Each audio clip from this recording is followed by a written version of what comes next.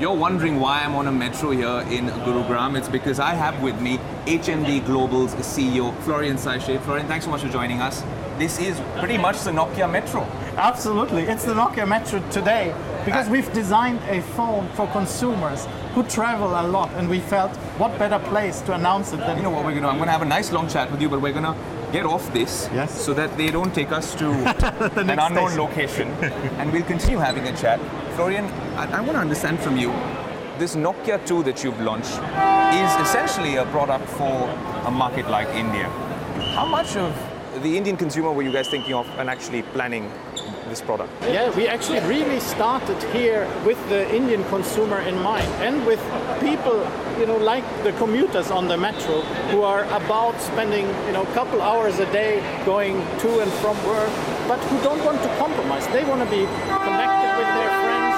They want to still have fun, play some games, but also productive, do some emails or work. So it's actually a very demanding use case for us. Right. So we had to make some smart choices of how we design a phone. So we came up with the idea, let's give them a big battery, let's optimize the whole system for the long usage. But let's still, even though it's a very affordable phone, let's not compromise on the quality. Also, Florian, you guys have a partnership with Foxconn, obviously, and all of your Nokia devices that are actually sold in India are made in India. Absolutely. But what plans do you have to ramp up manufacturing in India, considering, well, the government has, has the Make in India scheme, which they're very keen on, especially big companies coming in, making in India.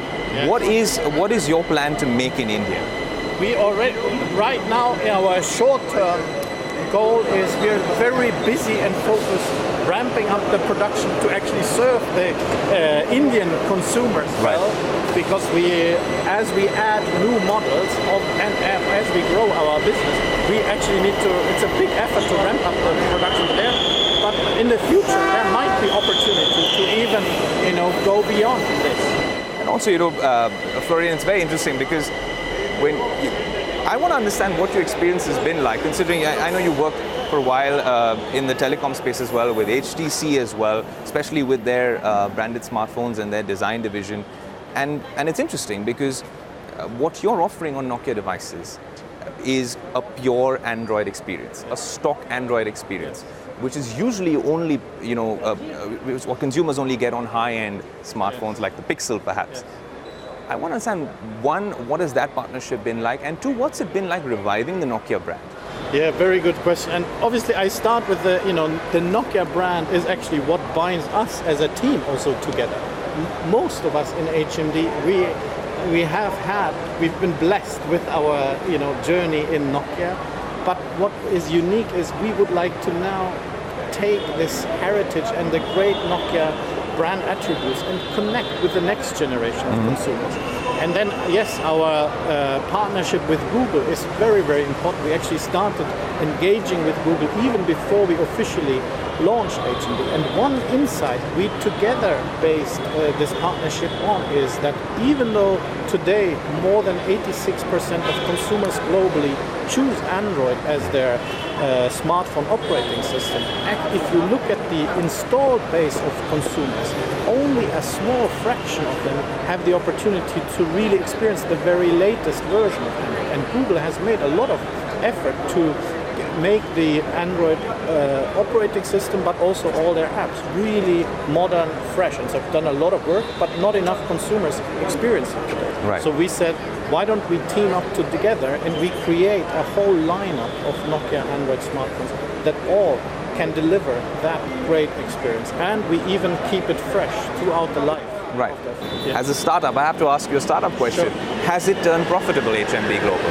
This year we are still investing in our smartphone lineup as we enter the smartphone, but at the same time we have a unique position that we actually have this feature phone business, which is actually a sizable and also a healthy, profitable business. So the feature phone business, in which we are already a global and a leading player, helps us actually to get off to a great start with the smartphones. Florian, that brings me to my next question. Feature phone.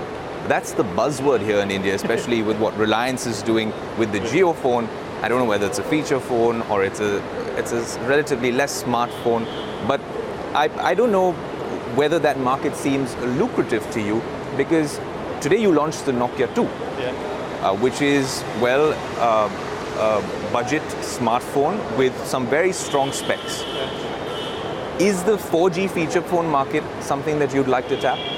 We are certainly looking at this very, very carefully, and because by nature, because we are so strongly present in the feature phone business, this is obviously something we watch very carefully. And then also, we definitely see a big upgrade trend over the coming years from feature phone to smartphone.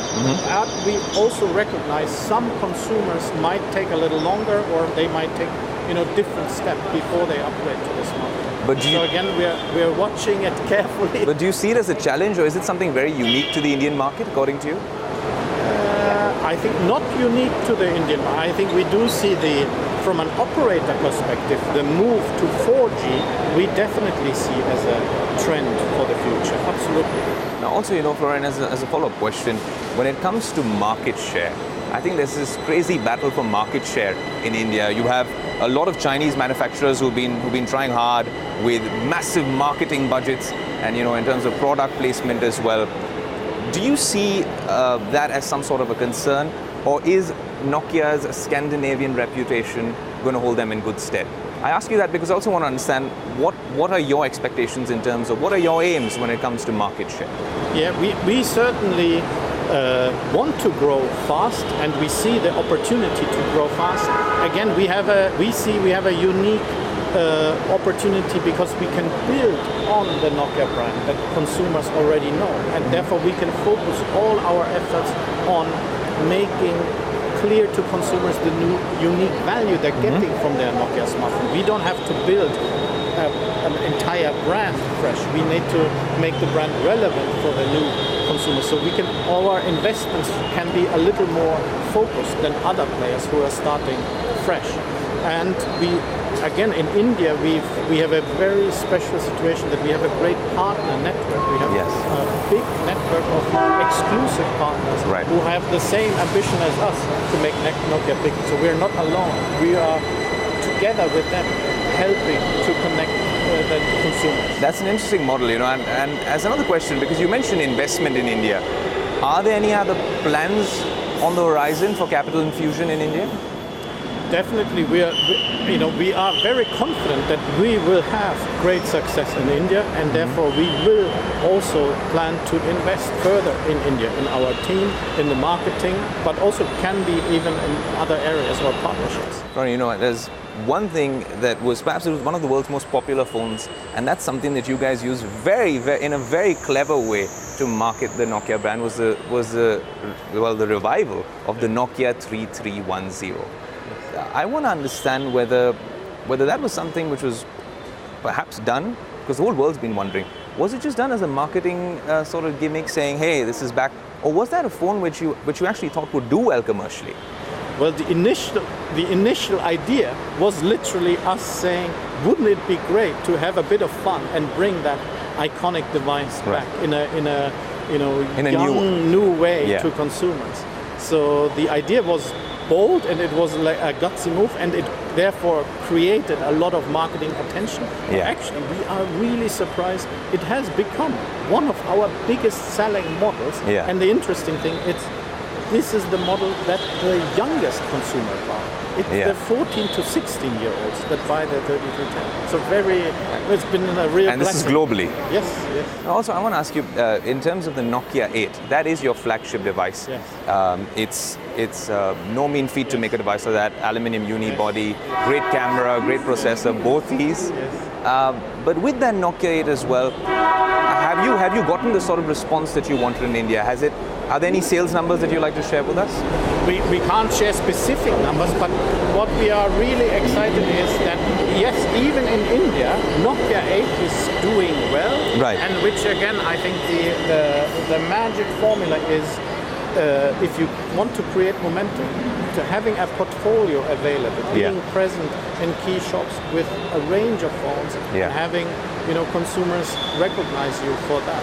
I think that helps even to sell your high-end. But Florian, has it been a challenge really, considering the Nokia brand, with all of the reputation that it comes with, and then how in between, perhaps for consumers, it sort of disappeared, and now that you're bringing it back as a startup, what's the culture like, and how difficult has it been for you to revive the brand? I think the great thing is the demand and interest and excitement, both from consumers and partners, is unbelievably strong.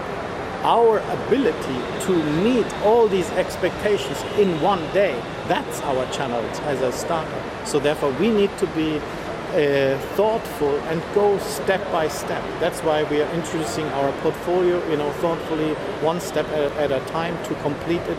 The same in our country rollout. We need to be thoughtful. Our partners want us to be even more successful faster, and we will do this together, but we need to do it step by step. I'm so glad, Florian, that you spoke to us on Bloomberg, Quinn. This is your first trip as HMD Global CEO to India.